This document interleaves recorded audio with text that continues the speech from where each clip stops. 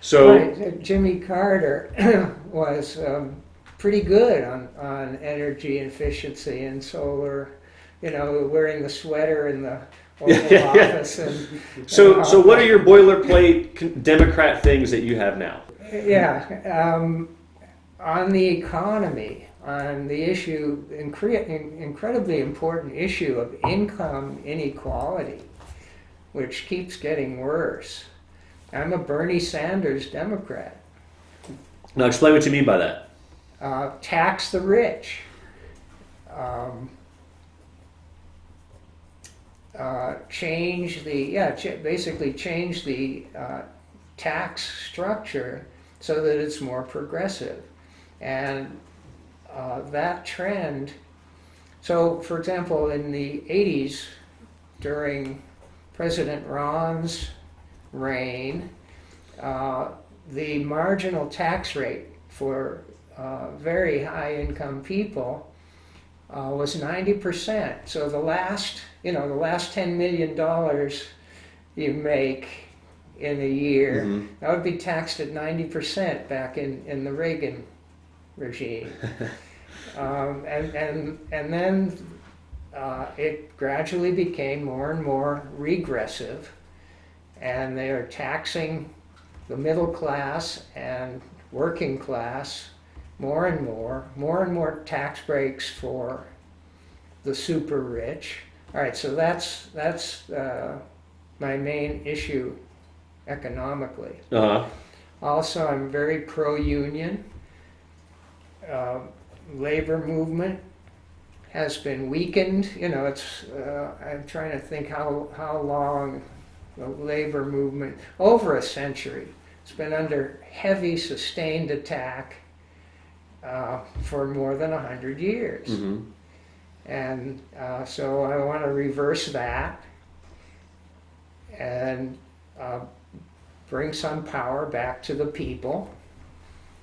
That's a standard Democratic Mm-hmm. issue that they give lip service to now. But then you see Biden breaking the railroad strike, ordering them back to work for reasons of national security. Mm-hmm. Well, that's an old trick. That's been used before. Uh-huh. Abortion, I think that the 1973 decision of the U.S. Supreme Court in Roe versus Wade was the best Supreme Court decision of my lifetime. I think it basically solved the abortion problem. If you look at the problem being unsafe, deadly back alley abortions that American women were having to undergo because it wasn't readily available. So I think Roe versus Wade was a tremendous step forward for women's health care and women's rights. Mm-hmm. And then along comes the U.S. Supreme Court, 6 of them, the 6 Republican partisan hacks on the U.S. Supreme Court today. In June 2022, they just threw it out. They overruled Roe versus Wade, and the reason was they had the votes. If you've read the decision and the dissent by the 3 honest, moral, ethical justices, you'll see that they overturned it because they just had 6 votes.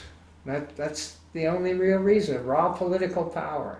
Mm-hmm. So one of the planks of my platform ever since 2022 has been impeach those 6 hacks, and we'll have a Supreme Court with 3 justices on it for a while until we can replace those 6 and get them out of there. They and the Right to Life movement and the Republican Party launched a full-scale attack against women's health care and women's constitutional rights. And, they won that battle, So I want to impeach those 6 and turn that around. How do you practically imagine impeaching those 6? Is there a legal Build a mechanism? movement. Build a national movement. It's going to be kind of partisan. It's going to be mostly Democrats and independents. But if you take those 2 groups, that's 2/3 of the voters. Mm-hmm. So we got 2/3, and then 1/3, the Republican Party, Right to Life movement. We can beat them 2-1. We can get those 6 impeached. It might take a while, but the Right to Life movement, totally immoral movement, lying all the time about abortion to America's women and girls, took them 50 years to overturn Roe versus Wade. Mm-hmm. So I'm not going to give up, in 2 years. Is McGarvey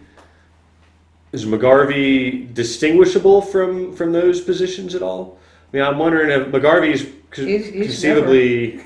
He has never come out and said, yeah, we should impeach those 6 Republican hacks on the U.S. Supreme Court. So what his position, I don't know what it is. He doesn't talk about it, but he does have 100% positive rating from Planned Parenthood. And when I replace him, I want to go for that 100% rating from Planned Parenthood also. Okay. That's the issue we agree on the most.